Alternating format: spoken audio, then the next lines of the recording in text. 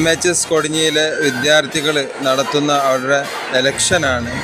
വളരെ നല്ല രീതിയിൽ തന്നെ ഇലക്ഷൻ ഇപ്പോൾ ഇവിടെ നടന്നുകൊണ്ടിരിക്കുകയാണ്.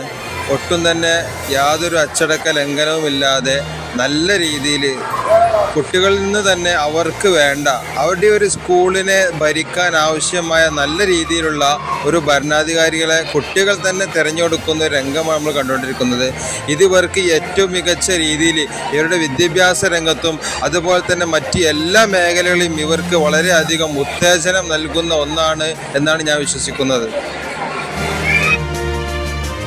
MA ഹയർ സെക്കൻഡറി സ്കൂൾ 2024-25 അധ്യയന വർഷത്തെ സ്കൂൾ പാർലമെൻറ്റ് ഇലക്ഷൻ വളരെ ഭംഗിയായ രൂപത്തിൽ SS ക്ലബിൻ്റെ കീഴിൽ നടന്നു പോകുന്നു എന്നത് കേട്ടതിൽ സന്തോഷം. വളരെ സിസ്റ്റമാറ്റിക് ആയിട്ട് നടക്കുന്ന ഇത്തരം പ്രോഗ്രാം മക്കൾക്ക് ഒരുപാട് ഗുണം ചെയ്യും.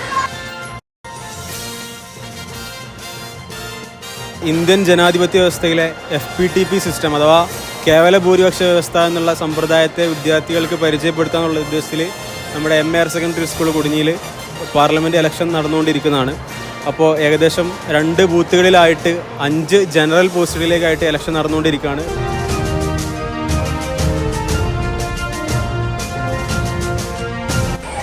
MA ഹയർ സെക്കൻഡറി സ്കൂൾ ഇന്ന് സ്കൂൾ പാർലമെൻറ്റ് ഇലക്ഷൻ നടക്കുകയാണ്.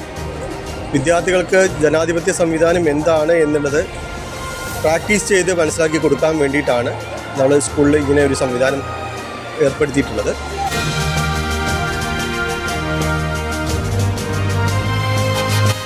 ഇലക്ഷൻ എന്ന് പറഞ്ഞാൽ നമ്മളെ ഒരു ജനാധിപത്യ പ്രക്രിയയെ കുട്ടികൾക്ക് പരിചയപ്പെടുത്തി കൊടുക്കുകയാണ്.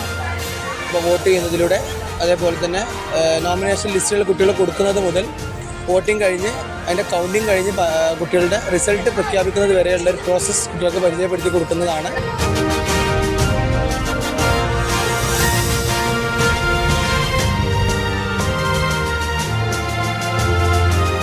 പിന്നെ ഇലക്ഷൻ നല്ല രീതിയിൽ പുരോഗമിക്കുന്നുണ്ട്. ഇപ്പോൾ നമുക്ക് 2 ബൂത്തുകളാണ് പ്രധാനമായിട്ടും അറേഞ്ച് ചെയ്തിട്ടുള്ളത്. ബൂത്ത് 2 പിന്നെ ബൂത്ത് 1 അപേക്ഷിച്ച് അത്യാവശ്യം നല്ല ഫാസ്റ്റായിട്ട് കാര്യങ്ങൾ നടക്കുന്നുണ്ട്. ഏകദേശം ഒരു 2 മണിയോടുകൂടി പോളിംഗ് അവസാനിക്കുന്നതാണ്. ഉച്ചയ്ക്ക് 3 മണിക്ക് ശേഷം റിസൾട്ട് പബ്ലിഷ് ചെയ്യും.